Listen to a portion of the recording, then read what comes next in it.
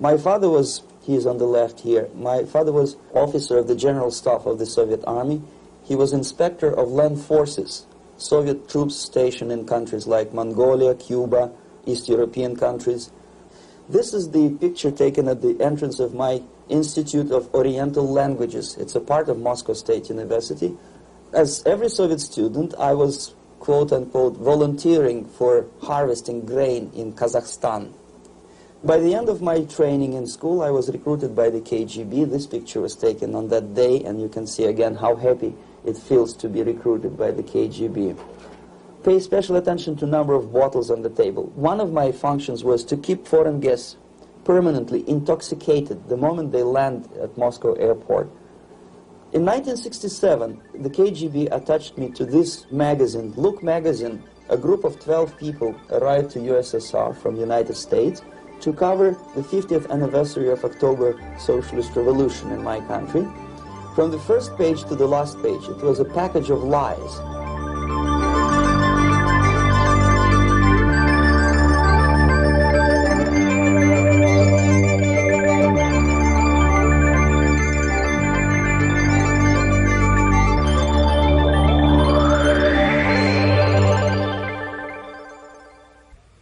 Our conversation is with Mr. Yuri Alexandrovich Bezmenov. Mr. Bezmenov was born in 1939 in a suburb of Moscow. He was the son of a high-ranking Soviet Army officer. He was educated in the elite schools inside the Soviet Union and became an expert in Indian culture and Indian languages. He had an outstanding career with Novosti, which was the, and still is, I should say, the press arm or the press agency of the Soviet Union. It turns out that this is also a front for the KGB. One of his interesting assignments was to brainwash foreign diplomats when they visited Moscow. And he'll tell us a little bit about how they did this and how they planted information which eventually wound up in the press of the free world. He escaped to the West in 1970 after becoming totally disgusted with the Soviet system, and he did this at great risk to his life. He certainly is one of the world's outstanding experts on the subject of Soviet propaganda and disinformation and active measures. Mr. Bezmenov, I'd like to begin by having you tell us a little bit about some of your childhood memories. Well, the most vivid memory of my childhood was Second World War, or to be more precise, the end of the Second World War, when all of a sudden United States, from a friendly nation, which helped us to defeat Nazism, turned overnight into a deadly enemy. And it was very shocking because all newspapers were trying to present an image of belligerent, aggressive American imperialism. Most of the things that we were taught is that United States is aggressive power, which is just about to invade our beautiful, free, socialist country, that American CIA is dropping Colorado beetles on our beautiful potato fields to eliminate our crops, and each schoolboy had a picture of Colorado bug on the back page of his notebook, and we were instructed to go into collective fields to search for those little Colorado bugs. Of course we couldn't find any, neither we could find many potatoes, and that was explained again by the encroachments of the decadent imperialist power. The anti-American paranoia, hysteria in the Soviet propaganda was to such of such a higher degree that many less skeptical people or less stubborn would really believe that the United States is just about to invade our beautiful motherland, and some secretly hope that it will come true. That's interesting. Yes. Well, getting back to life inside the Soviet Union or inside communist countries in general, in this country, at the university level primarily, we read and hear that the Soviet system is different from ours, but not that different, and that there is a convergence developing between all of the systems of the world, and that really it doesn't make an awful lot of difference what system you live under, because you have corruption and dishonesty and tyranny and all that sort of thing. From your personal experience, what is the difference between life under communism and life in the United States? Well, life is obviously very much different for simple reason that the Soviet Union is a state capitalist economically. It's a state capitalism where an individual has absolutely no rights, no value. His life is nothing. It's just like an insect. He is disposable. Whereby in the United States, even the worst criminal is treated as a human being. He has a fair trial, and some of them capitalize on their crimes. They publish their memoirs in their prisons and get handsomely paid by your crazy publishers. The differences, of course, in the daily life are very various, depending on whom we are talking about. In my own private life, I never suffered from communism simply because I was brought up in a family of high-ranking military officer. Most of the doors were open for me. Most of my expenses were paid by the government, and I never had any troubles with the authorities or with the police. So, in other words, I would say I enjoyed, or I had good reasons to enjoy, all the advantages of so-called socialist system. Mm-hmm. My main motivations to defect had nothing to do with affluence. It was mainly moral indignation, moral protest, rebellion against the inhuman methods of the Soviet system. Well, specifically, what did you object to? I objected, first of all, against oppression of my own dissidents and intellectuals. And that was the most disgusting thing that I witnessed as a young man, young student, who was brought up at a very troublesome period in our history, from Stalin to Khrushchev, from total tyranny and oppression to some kind of liberalization. Second, when I started working for the Soviet embassy in India, to my horror, I discovered that we are millions times more oppressive than any colonial or imperialist power in the history of mankind. That my country brings to India not freedom, progress, and friendship between the nations, but racism, exploitation, and slavery, and of course economical inefficiency to this country. Since I fell in love with India, I developed something which by KGB standards is extremely dangerous thing. It's called split loyalty, when an agent likes a country of assignment more than his own country. I literally fell in love with this beautiful country, a country of great contrasts, but also great humility, great tolerance, and philosophical and intellectual freedoms. My ancestors used to live in caves and eat raw meat when India was a highly civilized nation 6,000 years ago. So obviously the choice was not to the advantage of my own nation. I decided to defect and to entirely dissociate myself from that brutal regime.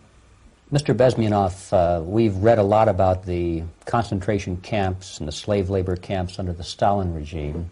Now the general impression in America is that those things are part of the past. Are they still going on today, or what is the status? Yes. There is no qualitative change in the Soviet concentration camp system. There are changes in numbers of prisoners.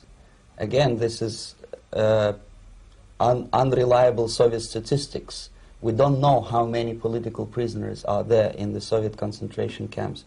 But we sure know from various sources that at each particular time there are close to 25 to 30 million of Soviet citizens who are virtually kept as slaves in forced labor camp system. The size of the population of a country like Canada is serving terms as prisoners. Incredible. So I would say that those intellectuals who try to convince American public that concentration camp system is a thing of a past are either conscientiously misleading public opinion, or they are not very intellectual people. They're selectively blind. They lack intellectual honesty when they say that. Well, we've spoken about the intellectuals in this country and also the intellectuals in the Soviet Union. What about down at the broad mass level?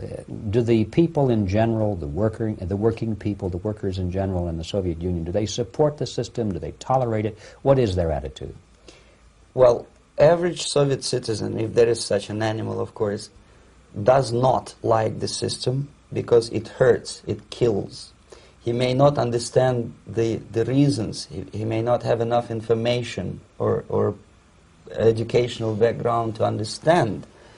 But I doubt very much there are many people who are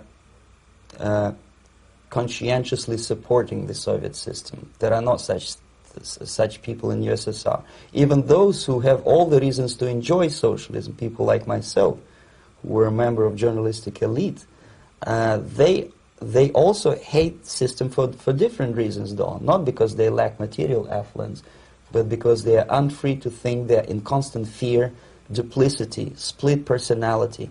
And this is the greatest tragedy for my nation. Well, what do you think are the chances of the people actually overcoming their system or replacing it? There is a great possibility that system will sooner or later be destroyed from within. There is a self-destructive mechanism built into any socialist or communist or fascist system. Because there is lack of feedback, because the system does not rely upon loyalty of population. But until this Soviet junta is being supported by the Western so-called imperialists, that is, multinational companies, establishments, governments, and let's face it, intellectuals, so-called academia in the United States is famous for supporting the Soviet system. As long as the Soviet junta will keep on receiving credits, money, technology, grain deals, and political recognition from all these traitors of democracy or freedom, there is no hope, there is not much hope for changes in my country, and the system will not collapse by itself simply because it's being nourished by so-called American imperialism. This is the greatest paradox in history of mankind, when capitalist world supports and actively nourishes its own destroyer, destructor. I think you're trying to tell us something. Oh, in yes. This country. Mm-hmm. I'm trying to tell you that it has to be stopped unless you want to end up in Gulag system and enjoy all the advantages of socialist equality, working for free, catching fleas on your body, sleeping on the planks of plywood in Alaska this time, I guess. That's where Americans will belong, unless they will wake up, of course, and force their government to stop aiding Soviet fascism. Well, you told us a moment ago why you left the system. I'd like to hear the details of how you did it. It must have been a very dangerous thing.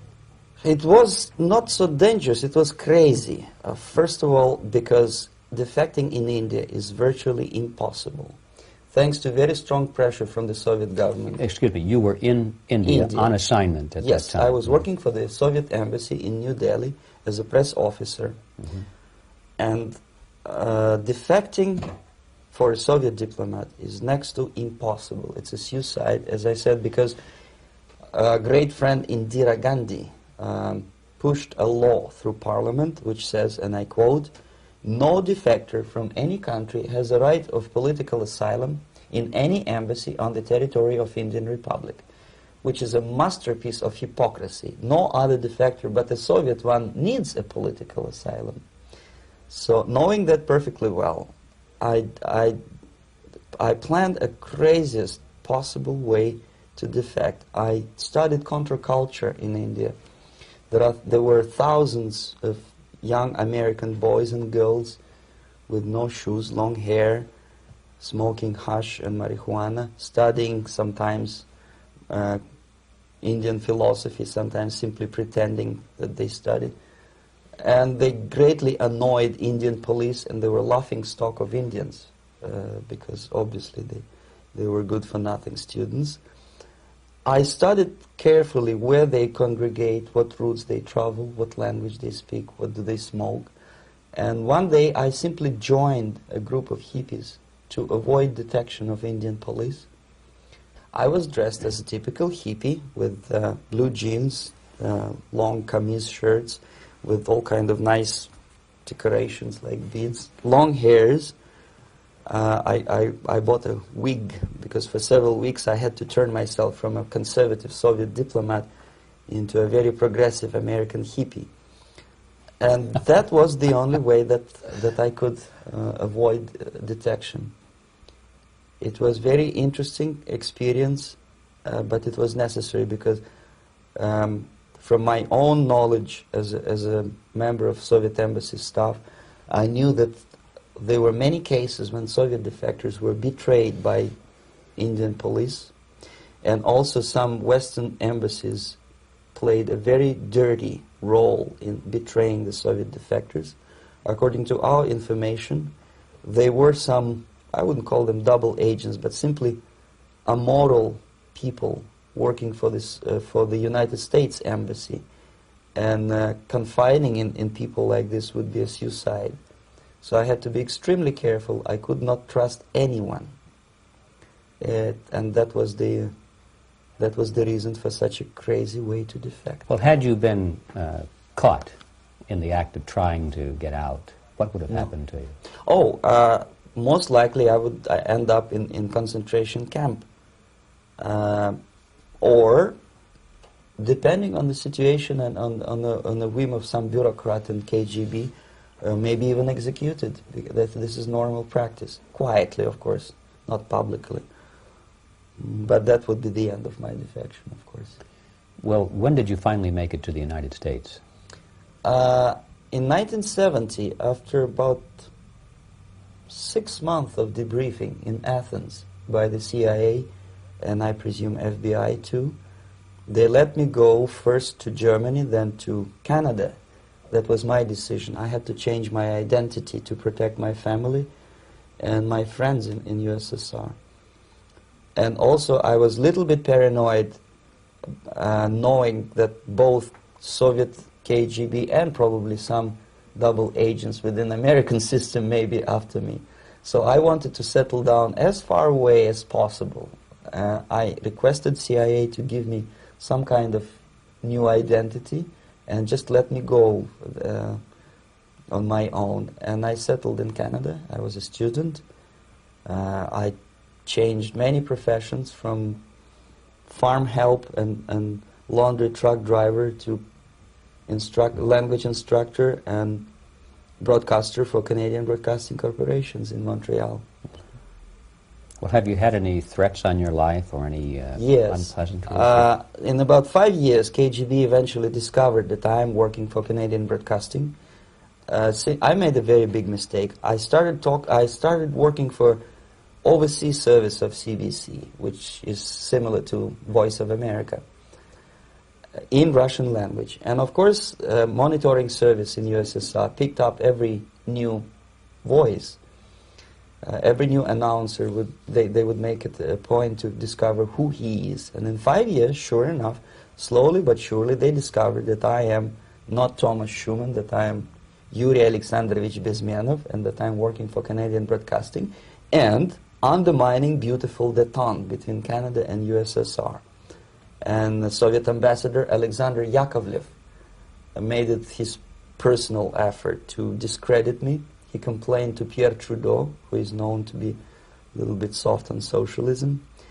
And the management of CBC behaved in a very strange, cowardly way, unbecoming to representatives of an independent country like Canada. They listened to every suggestion that Soviet ambassador gave, and they started shameful investigation, analyzing content of my broadcasts to USSR. And sure enough, they discovered that some of my statements were probably would be offending to the Soviet Politburo. So I had to leave my job. And of course, subtle intimidations. They would say something like, please cross the street carefully because, you know, traffic is very heavy in Quebec. And fortunately, I know about the psychology and the logic of activity of the KGB, and I never allowed myself to be intimidated. This is the worst thing. This is what they expect a person, a defector, to be intimidated. Once they spot that you are scared, they keep on developing that line And then eventually you either have to give up entirely and work for them, or they neutralize you. They would definitely stop all kind of political activity, which they failed to do in my case, because I was stubbornly working for the Canadian Broadcasting. And in response to their intimidations, I said that, look, this is a free country, and I am as free as you are. And I also can drive very fast. And gun control is not yet established in Canada, so I had a couple of good shotguns in my basement. So welcome to visit me someday with your Kalashnikovs machine guns. So obviously it didn't work. Intimidation didn't work. So they tried different approach, as I described. They approached on the highest level, on the level of Canadian bureaucracy. And at that level they were successful. successful. On that level they were successful. On individual level they failed flat. Mr. Bezmenov has brought a series of slides with him that he has taken from the Soviet Union, and I think this is a good time to take a look at the slides. Yes. Now, the viewers will be able to see these slides as we talk about them. Yes, this is a collection of slides which are, some of them are snapshots from my family album, some of them are documents which I smuggled from the Soviet embassy, and some are reproductions from local mass media. I usually show them to establish my credibility as a defector. This is a picture of my native town, Mytishi, about 20 miles north from Moscow. Characteristically, there's a statue of Comrade Lenin in the central square. This is myself at the age of 7, again, characteristically, under the statue of Comrade Stalin, extending his friendly hand to peoples of the world. At that age, of course, I was still idealistically minded young communist, and I still believe that sooner or later things will go for better. But I realized that the system stinks, that something is fishy, and that ideology is fake. And the propaganda about advanced Soviet agriculture simply didn't meet the criteria of reality. If they talk about abundance of food and there is none in the stores, there must be something wrong. My father was, he's on the left here, my father was officer of the General Staff of the Soviet Army. He was inspector of land forces, Soviet troops stationed in countries like Mongolia, Cuba, East European countries. Were he alive today, most likely he would be inspecting Soviet troops in Nicaragua, Angola, and many other parts of the world. Fortunately, he died, and he didn't see the disgrace, because deep inside he was a Russian patriot. He didn't like the idea of expanding Soviet military might, especially in the areas where we were not welcomed at all. Unlike many other military officers, he was reporting directly to the Minister of Defense, bypassing KGB and diplomatic service. In other words, he was a trusted military professional. And my impression that this type of people are much less hawkish and adventuristic than party bureaucrats in Kremlin. When American mass media describes Soviet military as potentially dangerous counterpart for Pentagon, I simply laugh, because I know better. I know that the most dangerous part of the Soviet power structures are not military at all. Most likely, if they come to power in my country, they'll be more sensible negotiators for nuclear disarmament and withdrawal of the Soviet troops from many parts of the world. But if someone from the party structure or the KGB structure were to give the orders for a military intervention, they have to obey, they would follow, because they are professional military. But they, you see, the triangle of power and hate in USSR is the party at the top, the party elite, the oligarchy of the party, then the military and the KGB at the bottom. They hate each other, and the most hated triangle, the most hated corner of the triangle is the Communist Party bureaucrats. They are the most adventuristic, senile megalomaniacs. They can start war, I wouldn't be surprised. Not the military. They know what war is. Yes. At least my father did. This is the picture taken at the entrance of my Institute of Oriental Languages. It's a part of Moscow State University. I graduated in 1963. And now, excuse me, which one were you on? I am on the right. You're on the right. And on the left is my my schoolmate Vadim Smirnov, who later was a apparatchik in the Central Committee of the Soviet Union Communist Party. What is an apparatchik? It's a functionary, something like civil service in British Empire. Someone who is never fired from the service. He stays there internally. He may not be promoted too high, but he's a dependable bureaucrat who will stay forever. I studied not only languages, but also history, literature, even music. I'm on this picture, I'm trying to learn how to play Indian musical instrument. I even tried to look like an Indian when I was second-year student. Not bad, really. Yes, actually it was strongly encouraged by the instructors in my school, because the graduates of my school were later on employed as diplomats, foreign journalists, or spies. As every Soviet student, I was quote-unquote volunteering for harvesting grain in Kazakhstan. This is a biggest agricultural blunder of the Soviet government. But I didn't have much choice, of course, because the communist motto borrowed from the Bible says, "Those who do not work shall not eat." And you can see me eating, therefore I was working, and you can see how happy I was about it. I went through a very extensive physical and military training, including the military games in areas, suburban areas of Moscow. And here, for example, we are on a tour in Arkhangelsk area. And by the end of my training in school, I was recruited by the KGB. This picture was taken on that day, and you can see again how happy it feels to be recruited by the KGB. Our conversation with Yuri Alexandrovich Bezmenov, who is a defector from the Soviet Union, a former propaganda agent for Novosti and the KGB, will continue after this message.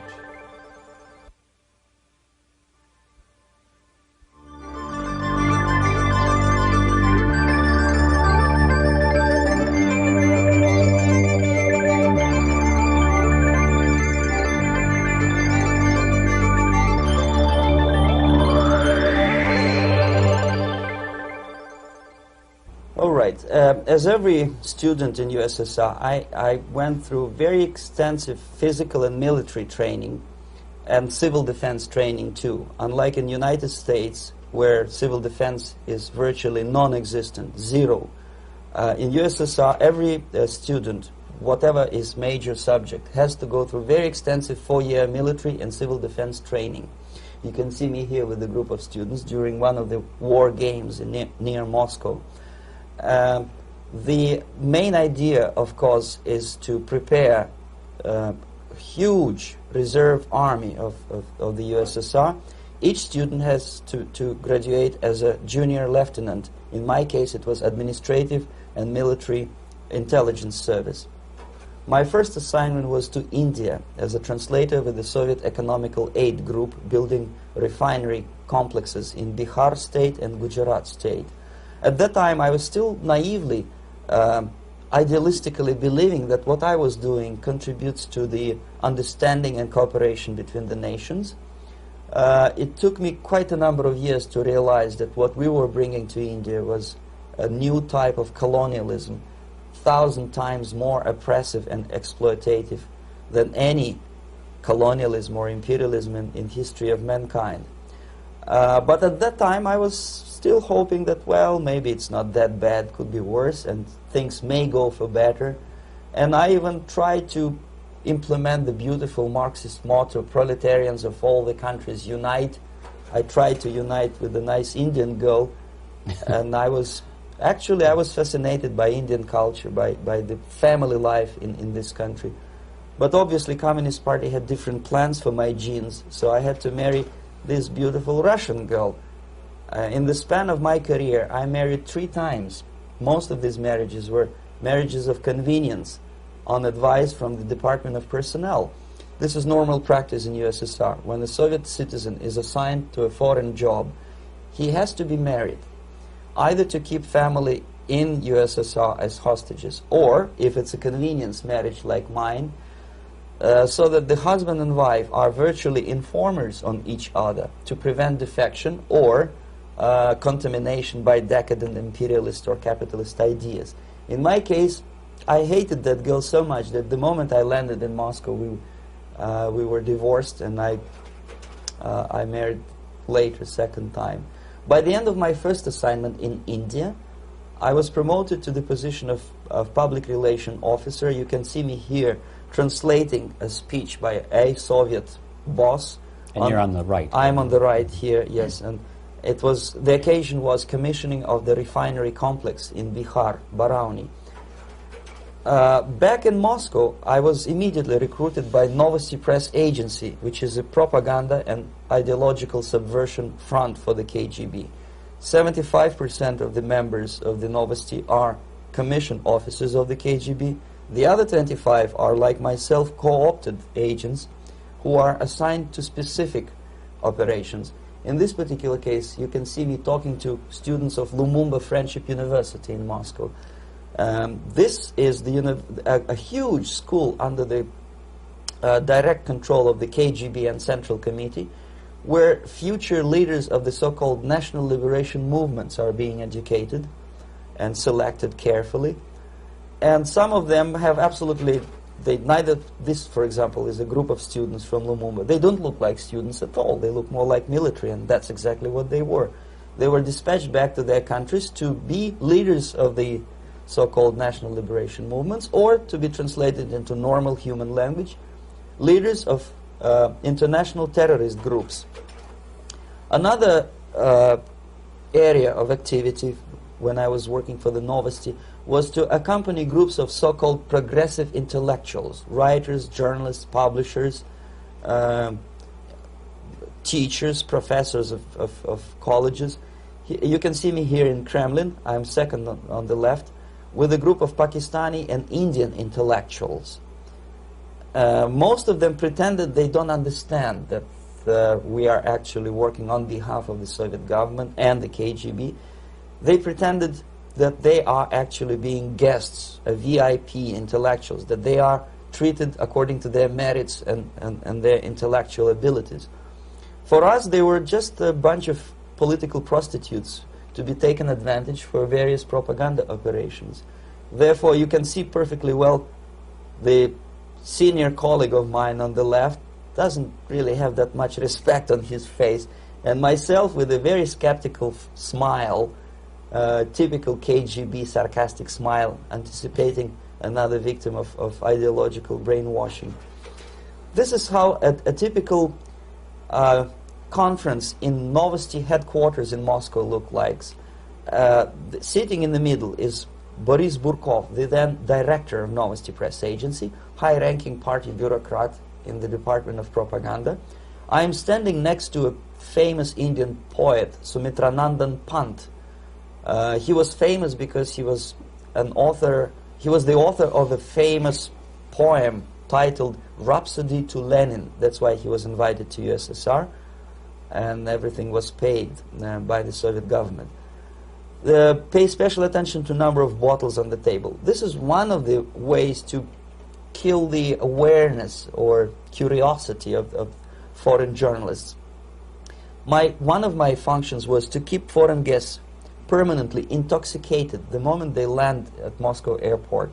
I had to take them to the VIP lounge and toast to friendship and understanding between the nations of the world. Glass of vodka, then a second glass of vodka. And in no time, my guests would be feeling very happy. They would see everything in kind of pink, nice color. And that's the way I had to keep them permanently for the next 15 or 20 days. At a certain point in time, I had to withdraw alcohol from them so that some of them who are the most recruitable would feel a little bit shaky, guilty, trying to remember what they were talking last night. That's the time to approach them with all kind of nonsense, such as joint communique or statement for Soviet propaganda. That's the time they are the most flexible. And of course, what they didn't understand, they didn't realize or pretended not to realize, that myself, who was drinking together with them, was not drinking at all. I had ways to get rid of alcohol through various techniques, including special pills which were given to me by my colleagues. But they were taking it seriously. In other words, they would consume quite large volumes of alcohol and feel quite uneasy next morning. In 1967, the KGB attached me to this magazine, Look magazine. A group of 12 people arrived to USSR from United States to cover the 50th anniversary of October Socialist Revolution in my country. From the first page to the last page, it was a package of lies, propaganda cliché, which were presented to American readers as opinions and deductions of American journalists. Nothing could be far from truth. These were not opinions. They were not opinions at all. They were the clichés which the Soviet propaganda wants American public to think that they think. If it does make any sense at all. It sure does, because from the viewpoint of the Soviet propaganda, although there are some subtle criticisms of the Soviet system, the basic message is that Russia today is a nice, functioning, efficient system supported by majority of population. That's the biggest lie. And of course, American intellectuals and journalists from Look magazine elaborated on that untruth in various different ways. They intellectualized that lie. They found all kinds of justifications for telling lies to American public. Excuse me, it was partly your job to make sure that they got these ideas, yes, and accepted them as their own ideas. Right. Actually, even before they arrived to USSR, and they paid astronomical sum of money for that visit, they were submitted, this Novosti Press Agency developed so-called backgrounders, 20-25 pages of information and opinions which were presented to the journalists even before they bought their tickets to Moscow. They had to analyze the situation, and judging on their reaction to that backgrounder, the local Novosti representative or local Soviet diplomat in Washington, D.C. would assess whether they be given visa to USSR or not. So but they were selected ahead of time. Yes, they were pre-selected very carefully, and there is not much chance for honest journalists to arrive to USSR and to stay there for 1 year and to bring this package of lies back home. This, for example, is a centerfold of the Look magazine. They presented this monument erected by Communist Party in Stalingrad as the symbol, personification of Russian military might. And they said in the article, which is published on the site, that Soviets are very proud of the victory in the Second World War. This is another big myth, a lie. No sensible people would be proud to lose 20 millions of their countrymen in a war which was started by Genoese Hitler and Comrade Stalin and paid by American multinationals. Most of the Soviet citizens look at this type of monuments with disgust and sorrow, because every family lost father, brother, sister, or child in the Second World War. Yet American journalists who were trying to appease, to please their hosts, presented this picture on the centerfold as the symbol and personification of Soviet national, they call it Russian national spirit. And it was greatest misconception and a very tragic misunderstanding.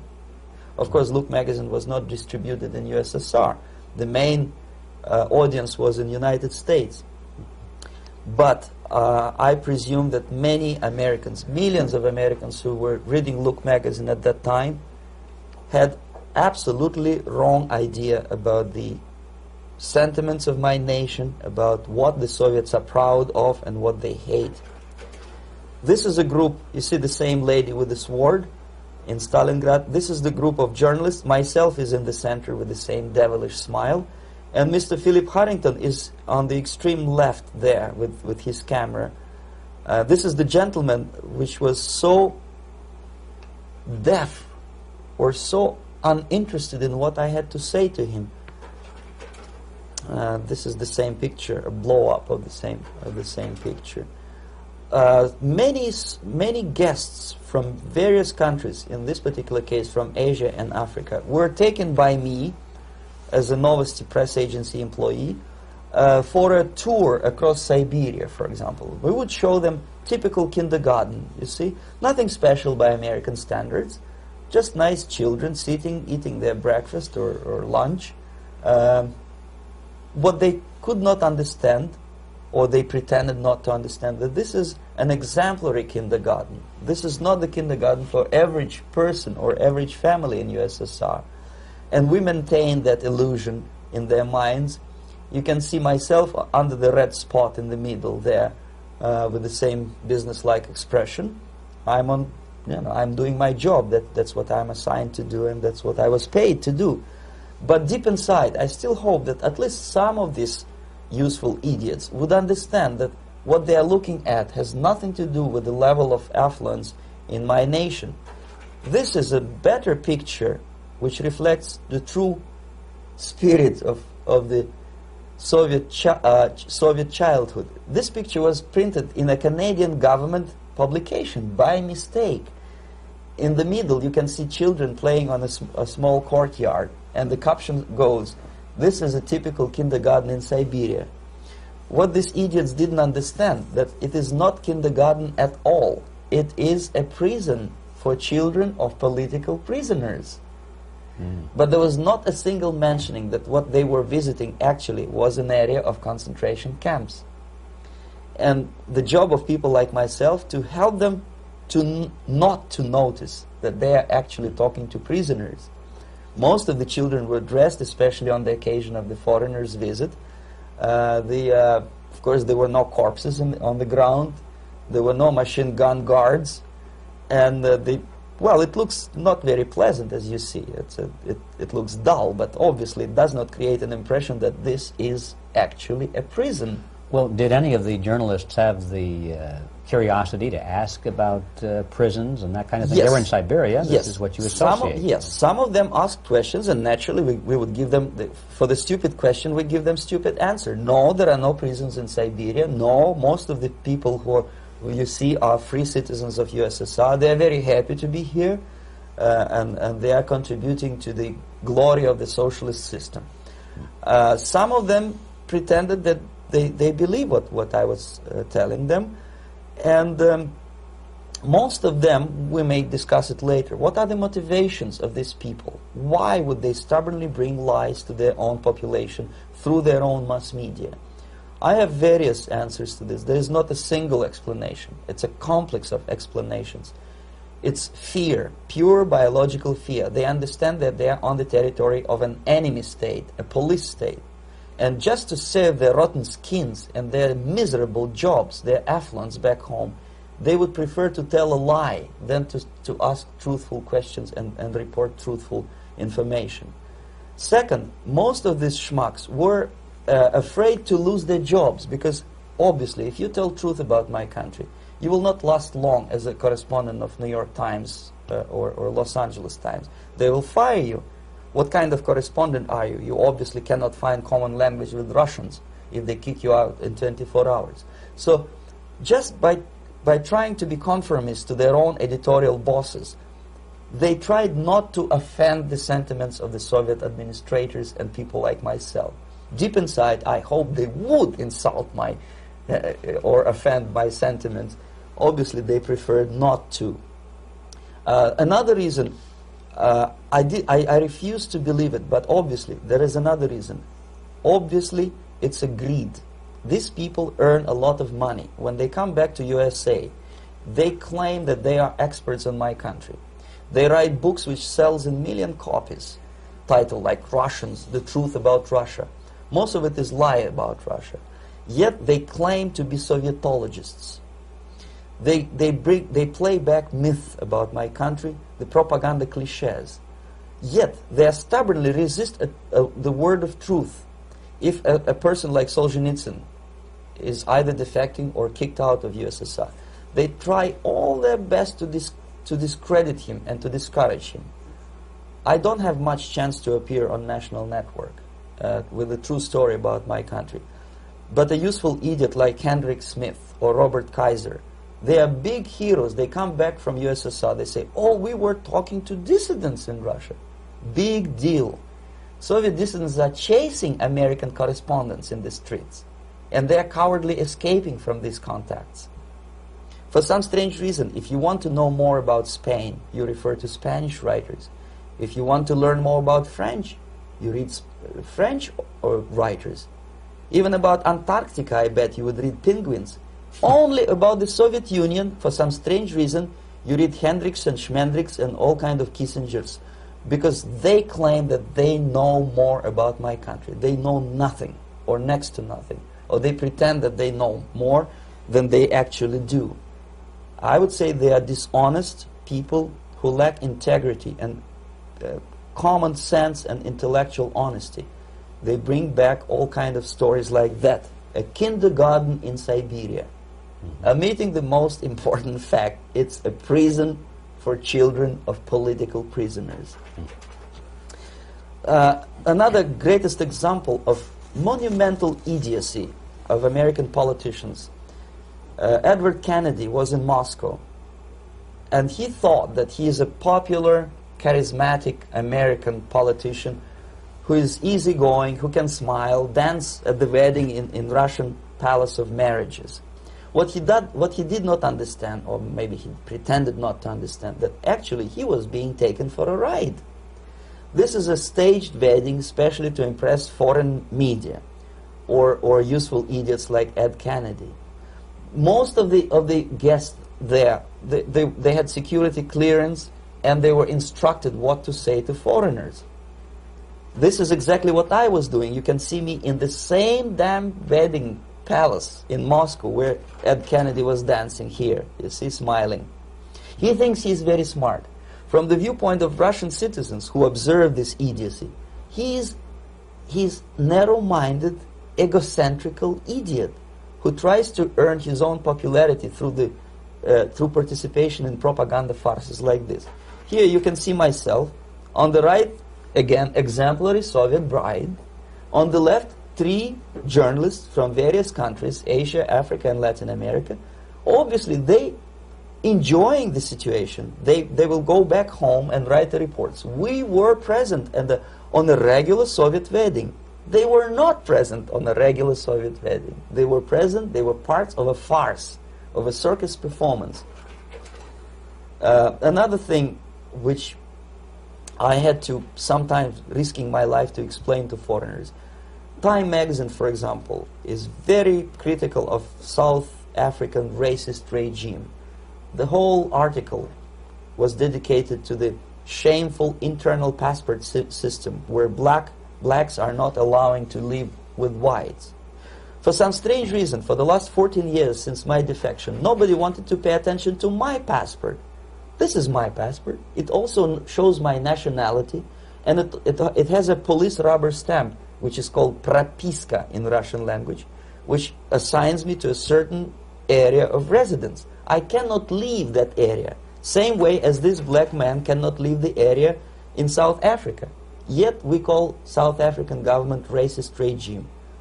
Not a single Jane Schmonda or Fonda is brave enough, courageous enough to come to media and say, look, this is what happens in USSR. I send a copy of my passport to many American liberals and civil rights defenders and all the other useful idiots. They never bothered to answer me back.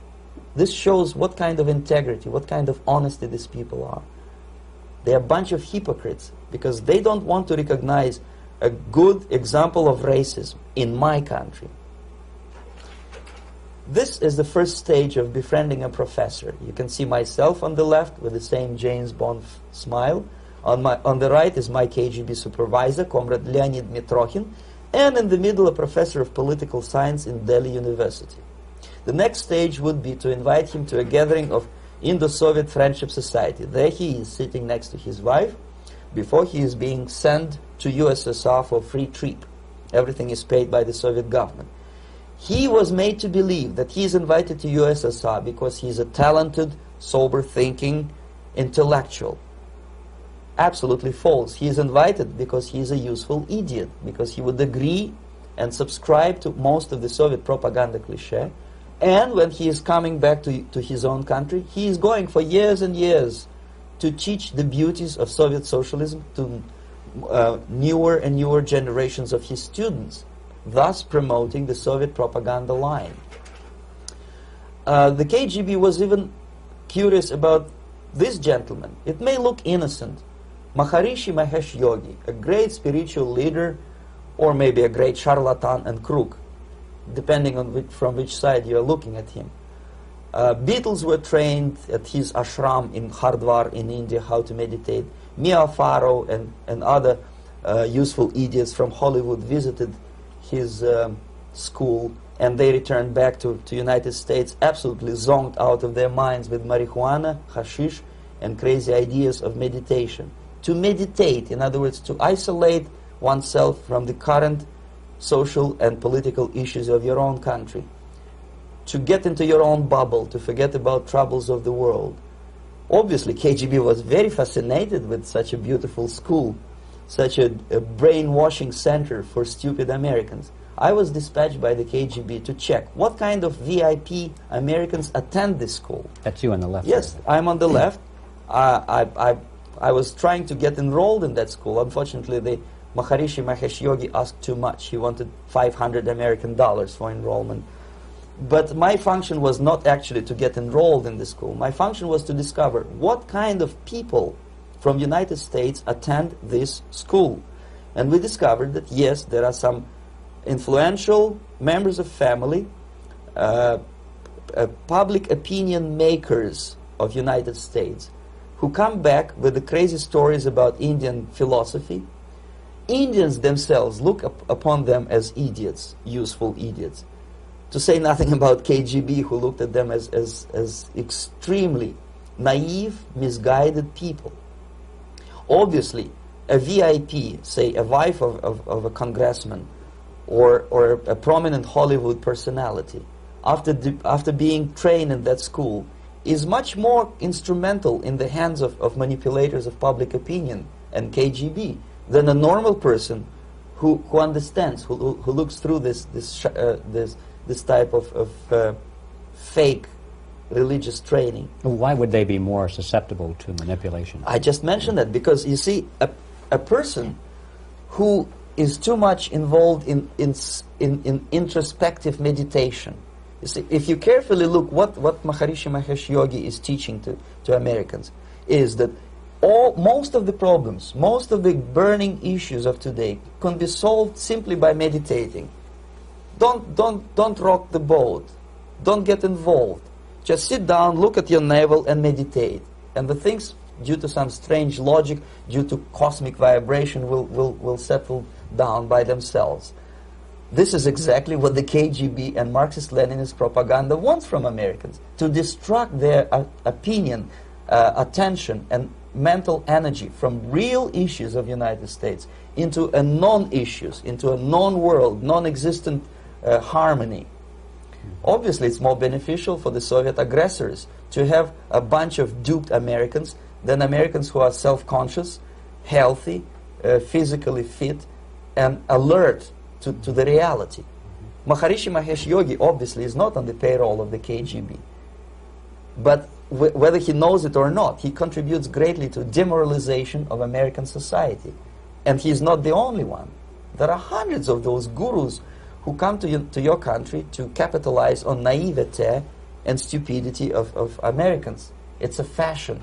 It's a fashion to meditate. It's a fashion not to be involved. So obviously, you can see that if KGB were that curious, if they paid my trip to Hardwar, if they assigned me to that strange job, obviously they were very much fascinated. They were convinced that that type of brainwashing is very efficient and instrumental in demoralization of the United States. Our conversation with Yuri Alexandrovich Bezmenov, who is a defector from the Soviet Union, a former propaganda agent for Novosti and the KGB, will continue after this message.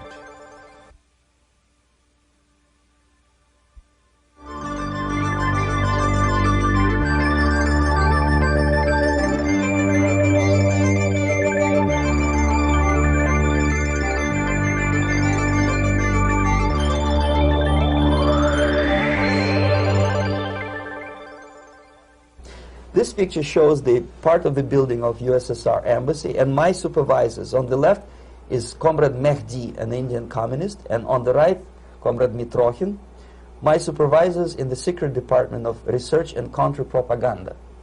It has nothing to do with either research or counter-propaganda. Most of the activity of that department was to compile huge volume of information on individuals who were instrumental in creating public opinion.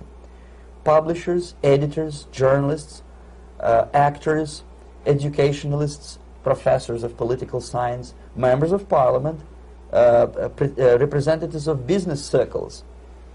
Most of these people were divided roughly in two groups. Those who would toe the Soviet foreign policy, they would be promoted to the positions of power through media and public opinion manipulation. Those who refused the Soviet influence in their own country would be character assassinated or executed physically come revolution. Same way as in the small town of Hue in South Vietnam, several thousands of Vietnamese were executed in one night when the city was captured by Viet Cong for only 2 days. And American CIA could never figure out how could possibly communists know each individual, where he lives, where to get him, and would be arrested in one night, basically in some 4 hours before dawn, put on a van, taken out of the city limits and shot. The answer is very simple. Long before communists occupied the city, there was extensive network of informers, local Vietnamese citizens, who knew absolutely everything about people who are instrumental in public opinion, including barbers and taxi drivers. Everyone who was sympathetic to the United States was executed. Same thing was done under the guidance of the Soviet embassy in Hanoi, and same thing I was doing in New Delhi. To my horror, I discovered that in the files where people were doomed to execution, there were names of pro-Soviet journalists with whom I was personally friendly. Pro-Soviet? Yes. They were idealistically minded leftists who made several visits to USSR, and yet the KGB decided that come revolution or drastic changes in political structure of India, they will have to go. Why is that? Because they know too much. Simply because, you see, the useful idiots, the leftists who are idealistically believing in the beauty of Soviet socialist or communist or whatever system, when they get disillusioned, they become the worst enemies. That's why my KGB instructors specifically made a point, never bother with leftists. Forget about these political prostitutes. Aim higher. This was my instruction. Try to get into large circulation, established conservative media.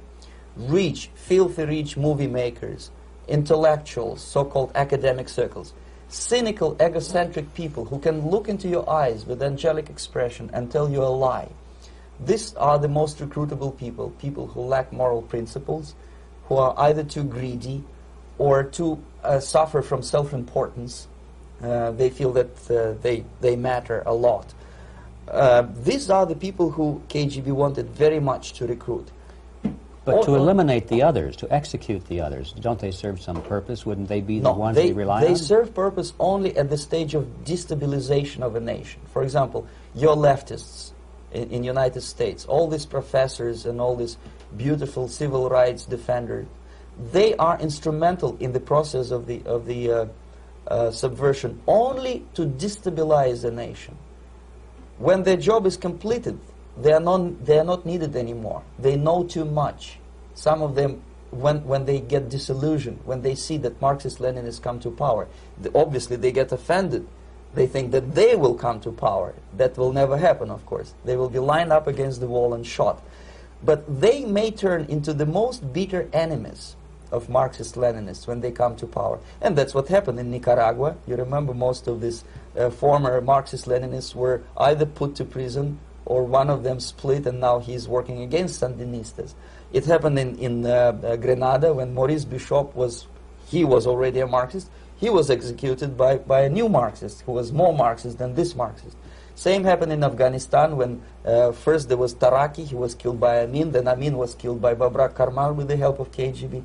Same happened in Bangladesh when Mujibur Rahman, very pro-Soviet leftist, was assassinated by his own Marxist-Leninist military comrades. It's the same pattern everywhere. The moment they serve their purpose, all the useful idiots are either be executed entirely, all the idealistically minded Marxists, or exiled or put in prisons, like in Cuba. Many former Marxists are in Cuba, in prison. So most of the Indians who were cooperating with the Soviets, especially with our Department of Information of the USSR Embassy, were listed for execution.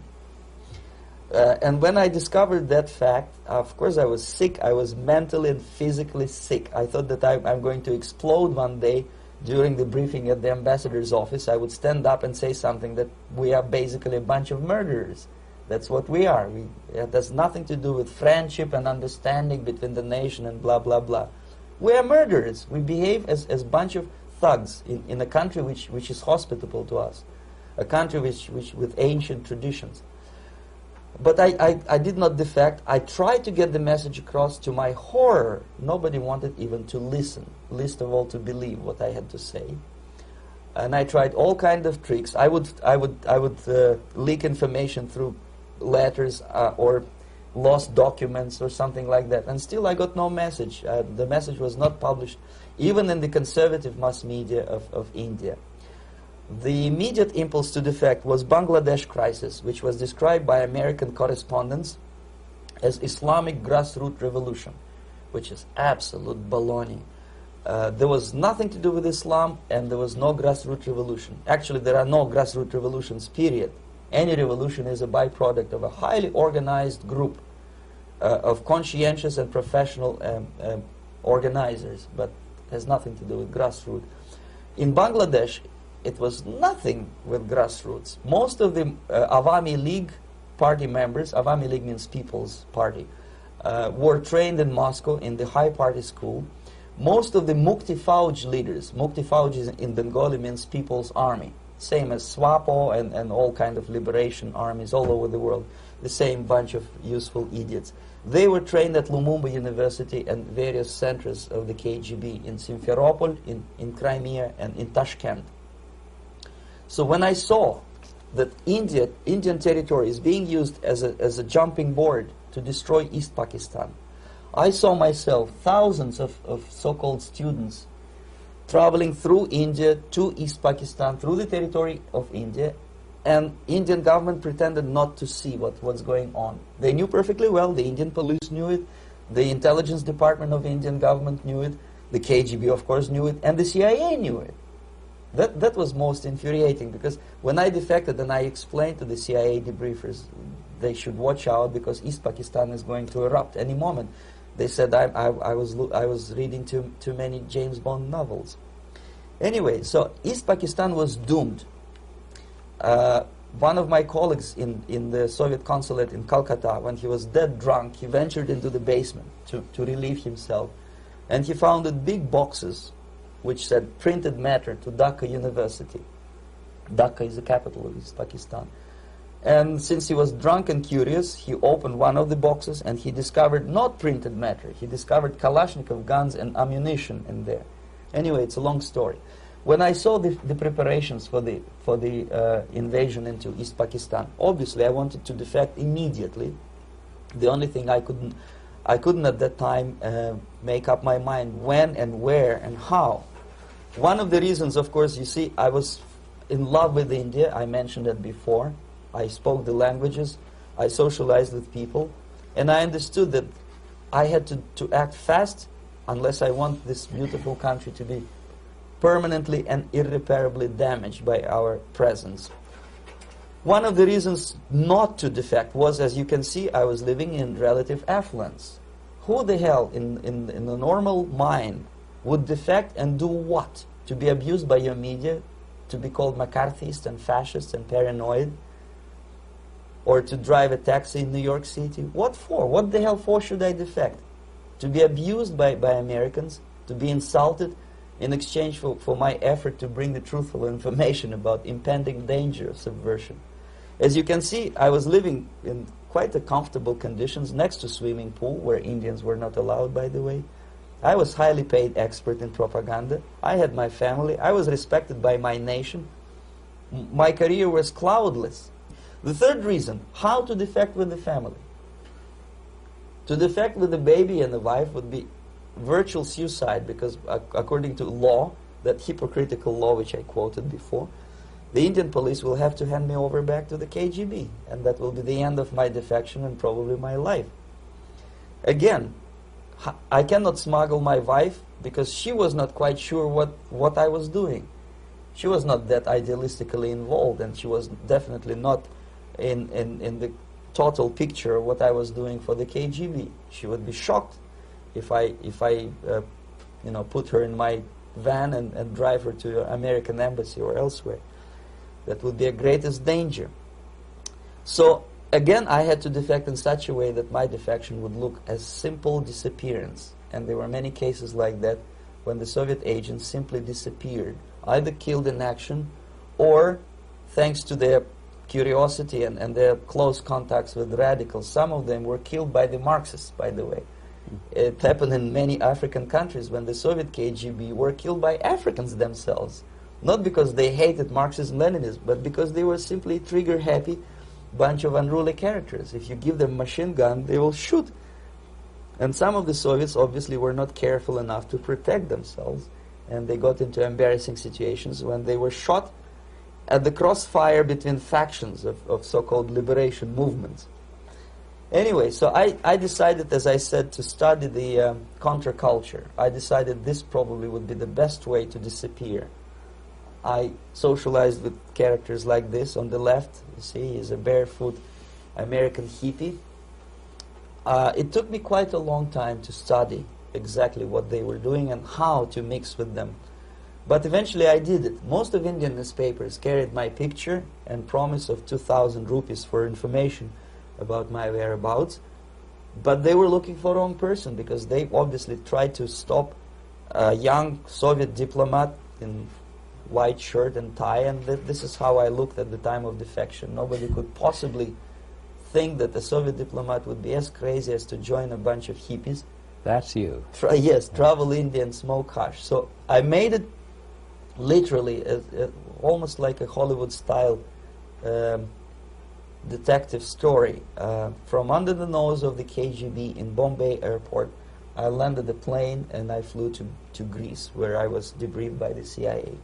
That's basically that's all for my slides. We can turn off the projector, then. That's very interesting. Well, you spoke several times before about ideological subversion. That is a phrase that I'm afraid some Americans don't fully understand. When the Soviets use the phrase ideological subversion, what do they mean by it? Ideological subversion is the process which is legitimate, overt, and open. You can see it with your own eyes. All you have to do, all American mass media has to do, is to unplug their bananas from their ears, open up their eyes, and they can see it. There is no mystery. There is nothing to do with espionage. I know that espionage intelligence gathering looks more romantic. It sells more deodorants through the advertising, probably. That's why your Hollywood producers are so crazy about James Bond type of thrillers. But in reality, the main emphasis of the KGB is not in the area of intelligence at all. According to my opinion and opinion of many defectors of my caliber, only about 15% of time, money, and manpower is spent on espionage as such. The other 85% is a slow process which we call either ideological subversion or active measures, активные мероприятия in the language of the KGB, or psychological warfare. What it basically means is to change the perception of reality of every American to such an extent that despite of the abundance of information, no one is able to come to sensible conclusions in the interests of defending themselves, their families, their community, and their country. It's a great brainwashing process which goes very slow, and it's divided in 4 basic stages. The first one being demoralization. It takes from 15 to 20 years to demoralize a nation. Why that many years? Because this is the minimum number of years which requires to educate one generation of students in the country of your enemy. exposed to the ideology of the enemy. In other words, Marxism-Leninism ideology is being pumped into the soft heads of at least 3 generations of American students without being challenged or counterbalanced by the basic values of Americanism, American patriotism. The result you can see. Most of the people who graduated in the 60s, dropouts or half-baked intellectuals, are now occupying the positions of power in the government, civil service, business, mass media, educational system. You are stuck with them. You cannot get rid of them. They are contaminated. They are programmed to think and react to certain stimuli in a certain pattern.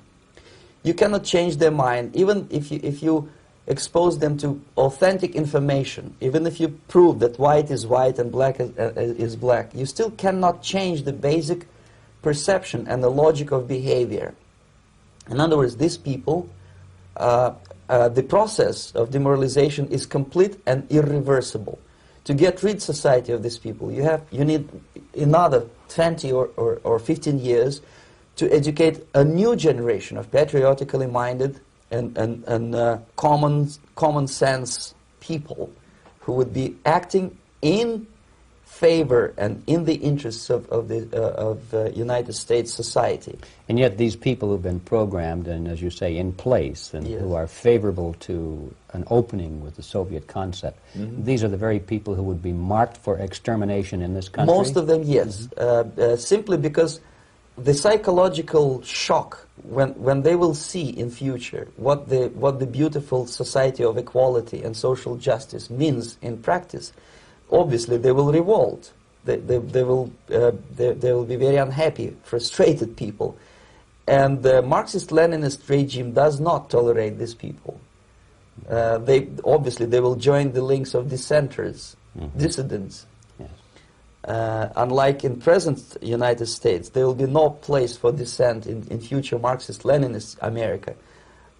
Here you can get popular like Daniel Ellsberg and filthy rich like Jane Fonda for being dissident, for criticizing your Pentagon. In future, these people will be simply squashed like cockroaches.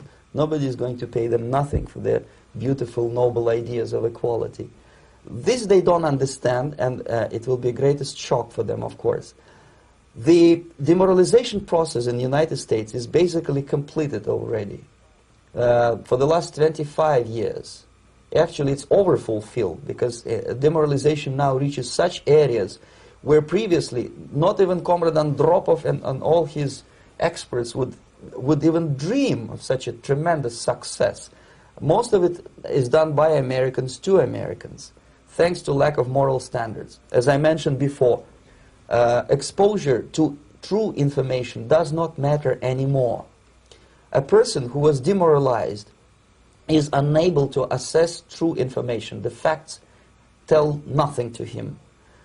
Even if I shower him with information, with authentic proof, with documents, with pictures, even if I take him by force to the Soviet Union and show him concentration camp, he will refuse to believe it until he is going to receive a kick in his fat bottom. When a military boot crashes his balls, then he will understand, but not before that. That's the tragic of the situation of demoralization. So basically America is stuck with demoralization, and unless, even if you start right now, here, this minute, you start educating new generation of Americans, it will still take you 15 to 20 years to turn the tide of ideological perception of reality back to normalcy and patriotism. The next stage is destabilization. This time, subverter does not care about your ideas and the patterns of your consumption. Whether you eat junk food and get fat and flabby, doesn't matter anymore. This time, and it takes only from 2 to 5 years to destabilize a nation, what matters is essentials: economy, foreign relations, defense systems.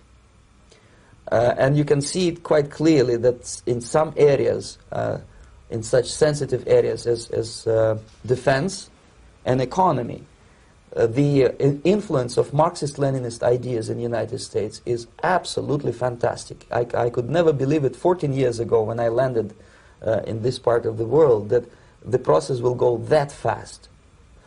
The next stage, of course, is crisis. It may take only up to 6 weeks to bring a country to the verge of crisis. You can see it in Central America now.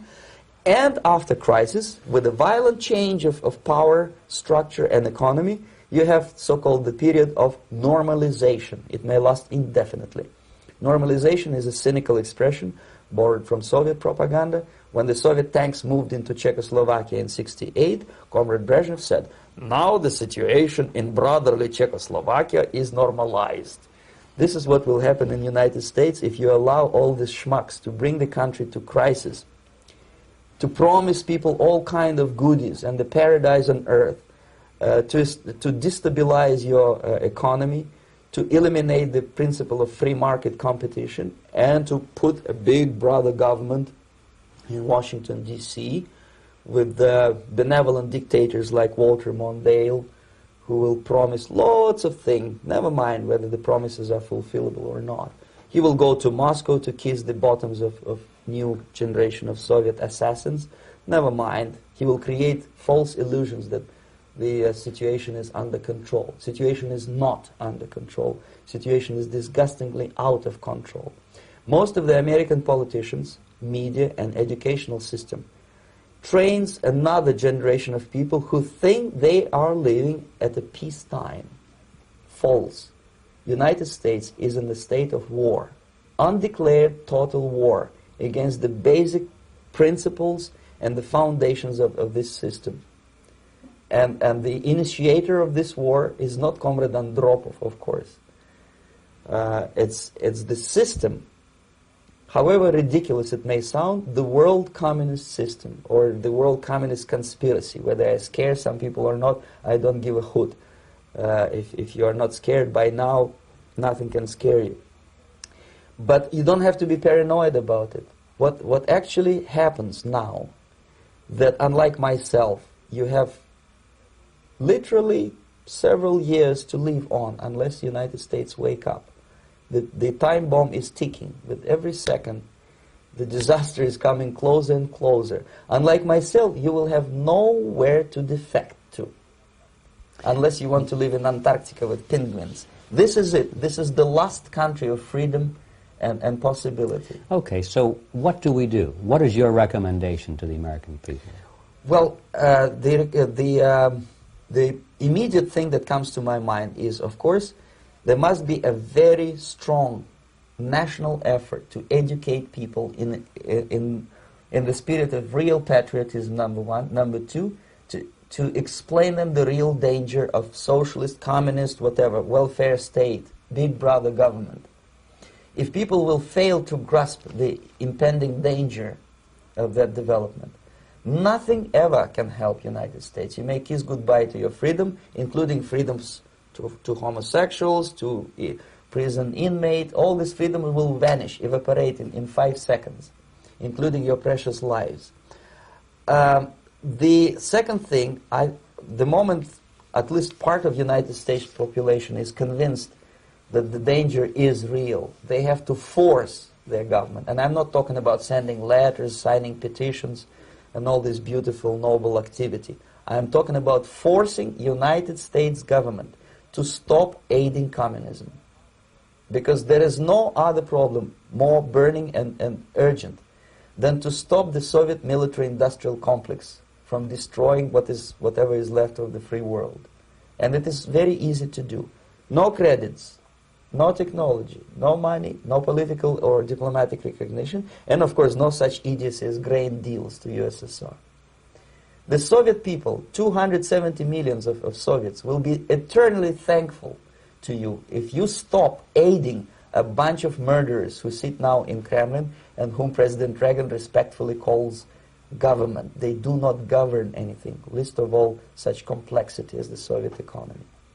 So basic, two very simple, maybe too simplistic answers or solutions, but nevertheless they are the only solutions. Educate yourself, understand what's going on around you. You are not living at the time of peace. You are in a state of war, and you have precious little time to save yourself.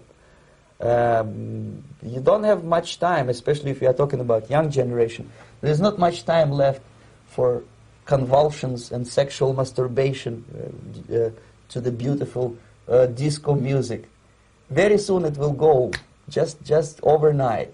If we are talking about capitalists or wealthy businessmen, I think they are selling the rope on which they will hang very soon. If they don't stop, if they cannot curb their unsettled desire for profit, and if they keep on trading with the monster of the Soviet communism, they are going to hang very soon. And they will pray to be killed, but unfortunately they will be sent to Alaska probably to manage industry of slaves. It's simplistic. I know it sounds unpleasant. I know Americans don't like to listen to things which are unpleasant. But I have defected not to tell you the stories about such idiocy as microfilm, James Bond type espionage. This is garbage. You don't need any espionage anymore. I have come to talk about survival. It's a question of survival of this system. You may ask me, what is it in for me? Survival, obviously, because unlike, as I said, I am now in your boat. If we sing together, we'll sing beautifully together. There is no other place on this planet to defect to.